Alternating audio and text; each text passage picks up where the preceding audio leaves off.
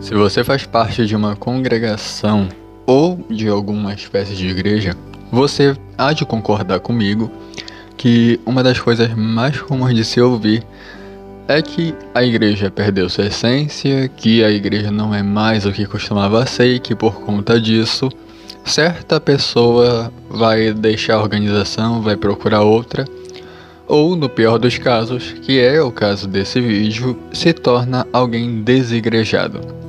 Para você que não sabe, um desigrejado é o termo usado para definir todo aquele cristão ou fiel que deixa de comparecer às reuniões nos templos ou ali na parte que há reunião para adoração de Deus e passa a viver sua vida como se não fizesse mais parte daquela congregação, ficando mesmo em casa ou procurando outros meios de adorar.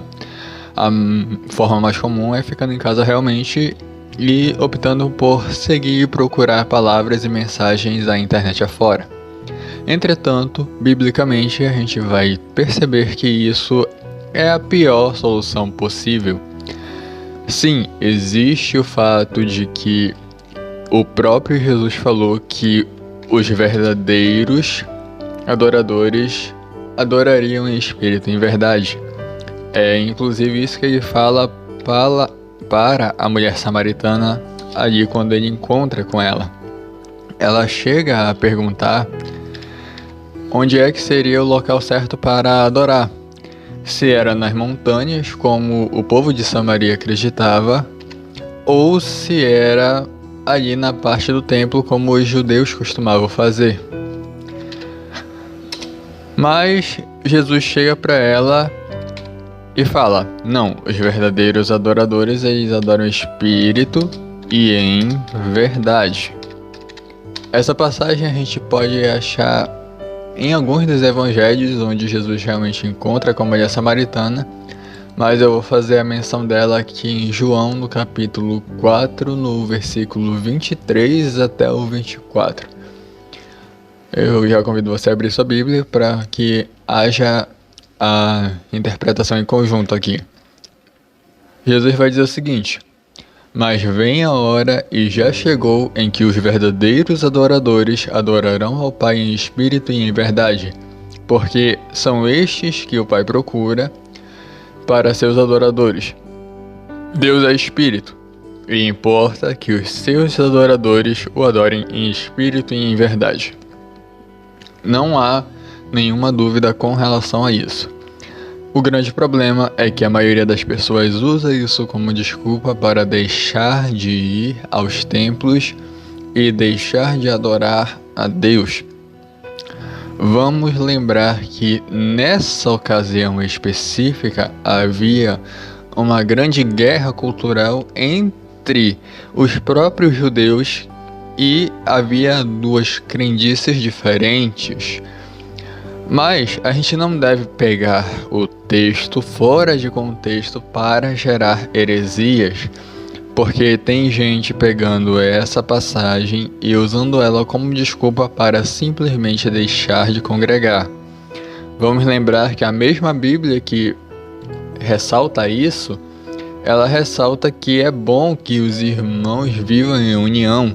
A gente vai ler lá no Salmo 133, ó quão bom e quão suave é que os irmãos vivam em união. É como óleo precioso sobre a cabeça que desce sobre a barba de Arão, e que desce a orla de suas vestes, como o orvalho do Hermon, que desce sobre os montes de Sião, porque aí o Senhor ordena a bênção e a vida para sempre.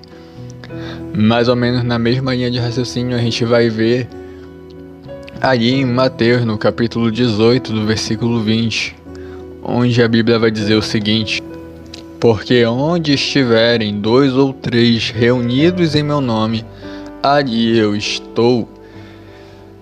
A gente pode até se perguntar: mas por que então há essa disparidade de pensamentos?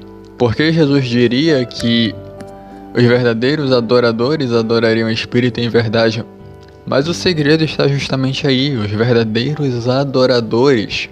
A igreja, ela sim, ela deve parar de ser tratada como uma coisa meramente material e deve ser vista como o corpo de Cristo, algo espiritual também.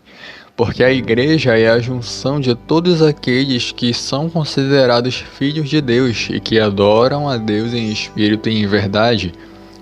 Mas Jesus deixou esse conhecimento por vários outros motivos. A gente não deve usar isso como desculpa para parar de ter a comunhão com os nossos irmãos. Se nós formos parar para estudar e analisar por todos os parâmetros, o fato de adorar a Deus em espírito e em verdade já é uma preparação para o fim dos tempos. A gente sabe que vai existir uma grande perseguição contra a verdadeira igreja do Senhor. E essa verdadeira igreja do Senhor não vai mais poder adorar publicamente. Por isso é importante que eles adorem em suas casas, mas isso é em um contexto muito específico. Esse contexto realmente vai ter gente lutando pelas suas próprias vidas. Ou seja, a igreja vai precisar sobreviver de alguma forma. Mas enquanto nós temos a liberdade de adorar a Deus publicamente com os nossos irmãos, reunidos em um mesmo lugar, é assim que nós devemos adorar. Vamos lembrar que o Espírito Santo só desceu porque haviam adoradores reunidos no mesmo lugar. Deus ele gosta dessa comunhão entre nós, ele gosta da harmonia entre os irmãos. E é importante que nós semeemos isso para que o nosso Deus ele venha receber nossa adoração da melhor maneira possível. Tanto que a própria Bíblia vai dizer que é importante que nós estejamos de bem com o nosso próximo. Senão o nosso sacrifício, a nossa oração não vai ser recebida. Por isso nós temos sim que estar em comunhão, temos sim que estar em concordância com a palavra de Deus, mas também temos sim que congregar e adorar a Deus em comunhão com os nossos demais irmãos. Eu espero que nós tenhamos aprendido alguma coisa com a palavra de hoje, foi o que Deus colocou no meu coração e eu espero que você que está ouvindo aí do outro lado, tenha sido abençoado com essa palavra. Vamos orar para encerrar e para consagrar o conhecimento que nós ganhamos hoje, para que ele não venha se perder ao longo do tempo. Senhor, meu Deus e Pai que está no céu, obrigado, meu Pai, por mais essa aula que o Senhor nos deu. Nenhum de nós, Pai, aqui é especialista em Bíblia, apenas o Senhor. Então, Pai, que o Senhor venha falar em nossos corações, que nós venhamos absorver o máximo de conhecimento da Tua Palavra possível. Que a Tua Palavra e as nossas vidas venham estar em comunhão perfeita. E que essa comunhão venha a ser refletida na comunhão com os nossos irmãos e na nossa adoração.